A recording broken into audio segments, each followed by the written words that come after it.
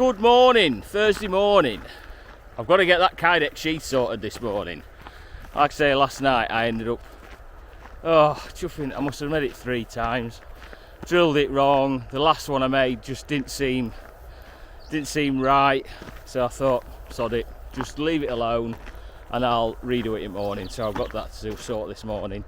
Then I've got all my knives that I can polish up. And I can sharpen them as well, so that's be 3 of them done.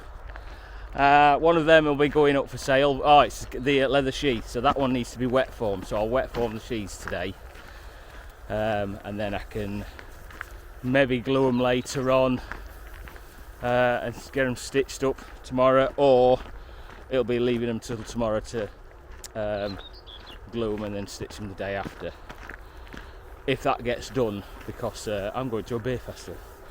But yeah, get that sheath done. I think I'll get them knives finished as much as I can, and then I can get on to grinding steel for all others. Getting bevels put on. I was hoping to get that started yesterday afternoon, but it just didn't happen. It's a bit later this morning because of well, I won't say I've slept in, but I've taken dogs out after I've taken a youngster to school. So yeah, all good. Lovely morning. Bit more cloudier this morning, so hopefully not as hot in the workshop, but we'll see in a bit. Oh, I've got to do a bit of editing as well, catch up on that and all. Right, I've got my bit of Kydex is clamped up and hopefully will be cooled down shortly and I'll be able to do something with it. I'm not going to do it with it on camera because I've already ballsed it up enough times that I'm going to just try and get it done. But what I am going to do is show you just how I wet form a sheath. So these are the glue's all cured on them from yesterday. All I'm going to do now is stick these in some lukewarm water and let them really get them soaked, get the water to get into all the fibres. Now I have I saw somebody post it once when somebody were asking about wet forming on one of forums, Facebook crap and all that lot, and someone suggested that when you put leather into warm water or hot water that it shrinks. Now, I've had 1 or 2 baths in my time. You might not know that, but as far as I can tell, my skin hasn't shrinked, and not for the one to trying either. But the leather will relax a little bit even in hot water. When it dries, I won't say that it shrinks, but it stiffens up. That's one of the reasons why you wet form something around something, such as a knife, because the sheath will keep the shape that you want it. So what I'm going to do, I'm just going to bang these in now and I'll come back to you in a second. Right, that's them soaking wet. Give them a bit of a bend just to loosen up all the fibres in there. And then just basically just grab the knife, put it into where you want it to be, and then just push the sheath round. Pinching the sheath back down together. Take it out where the spine is of the blade, just squeeze it down a bit more, and that's all I'll do for shaping. Some people will put the knife in and make it so they'll get a like a forming tool and really put into the creases, really put in along the edge.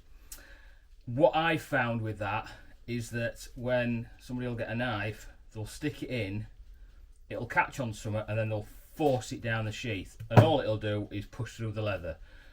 That's a knife for cutting skin. That's made out of skin. It'll just slice straight through it. So it's better to have it sort of rounded, so the knife will go into it wherever the blade is, and it'll just basically just follow the edge of the sheath. So that's that one sorted. I'll stick that in the cabinet. Again, sometimes I don't like to force dry them too much because it can actually affect the pattern of the leather, because when you wet form it, you do get some of the leather the leather dye will release out of the leather. But because it's the oil based, it stays in a little bit better than what the water based one does. But I'll just put it into my cold size of my cabinet, or cooler side.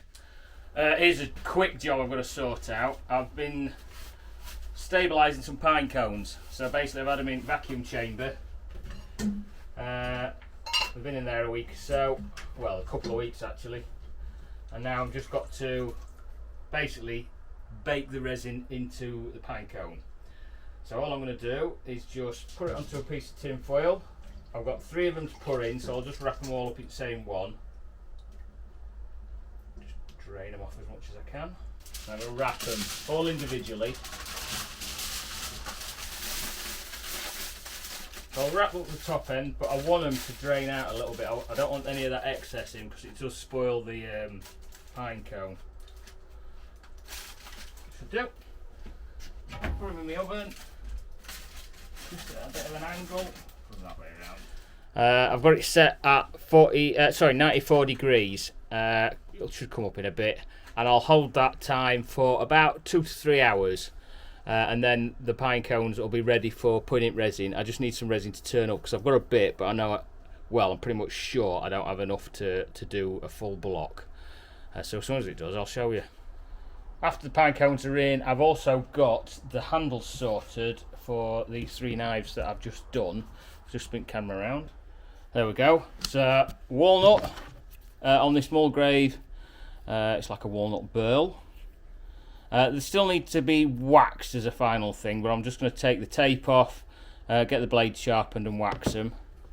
That's another walnut block, slightly lighter in colour. That's the one that's got the acid etched, and there we go, ebony with the slightly thinner orange liners than what the other walnut was on the Mulgrave. But next job for them is get them all sharpened and give them a clean up. Got them put on the brackets. The ones that are acid etched, I don't need to bother putting any pen on because obviously the edge that I've already cut is already got any, was already blacked out basically. I just need to put some onto the Mulgrave one just so I can see where I'm grinding.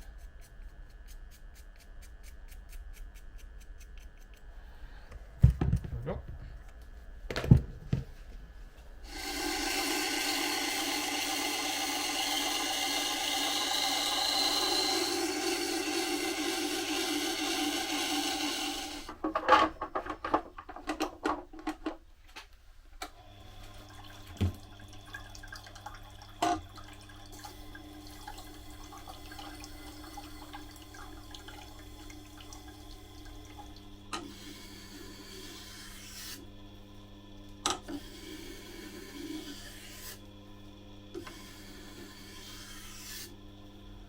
I've got the knives off the Tormek.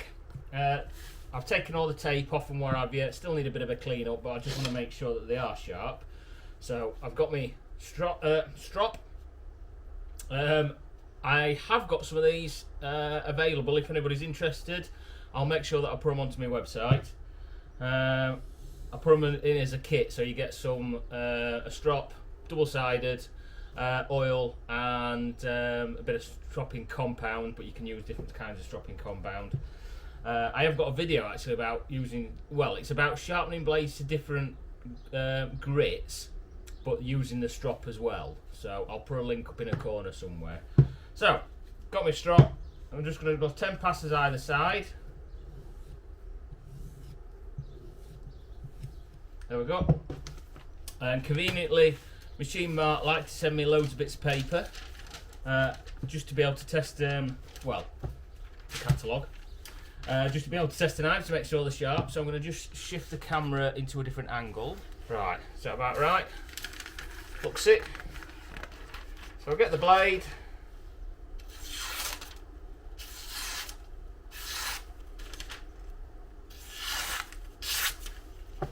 I think that'll do. Right, I'll just get through these other knives and just make sure that they're all sorted as well. This is the ebony and orange G10. Right, let's try this one.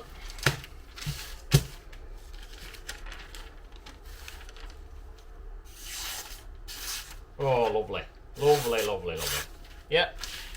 And the last one is the Mulgrave. Oops, no, I don't want that side, I want this side. Moment of truth. Turn that one over. Piece of paper.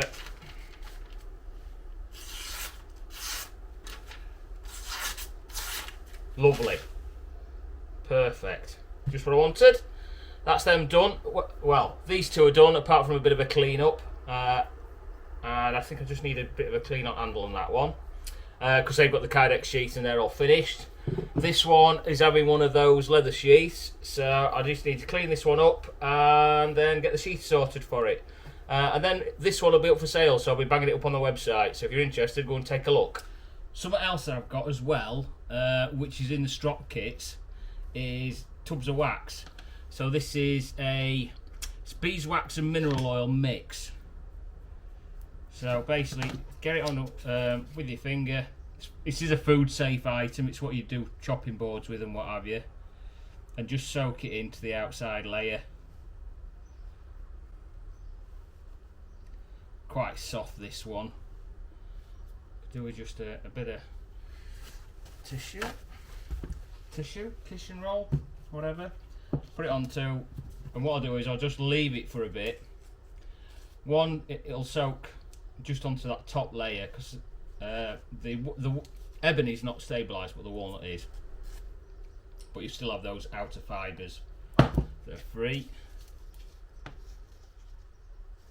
Putting it on with your finger will help the wax, because it'll friction with your finger and also the heat of your finger will melt it slightly, make it into a bit more of a liquid. Obviously it's quite warm, so it's soft anyway, but when it's cooler it obviously acts differently. Just leave that for the time being, and what I'll do, give it a few minutes, then I'll just get a clean cloth and just buff it all out. But literally it's just small tins like that. I do sell them separately, so if you are interested, again, get in touch. So as soon as that's sorted, I'll clean the blades up and then I can put them to one side and I can get started with me grinding.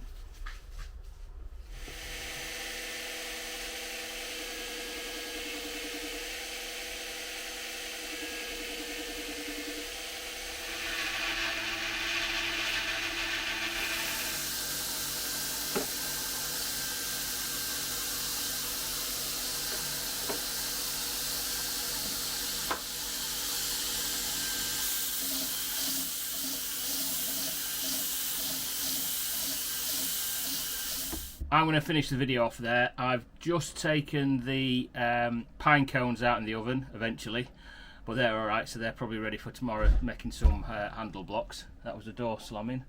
And also I've got all the surface ground, blades all surface ground, they're all done. And then I had to do some adulting stuff and I took the pine cones out.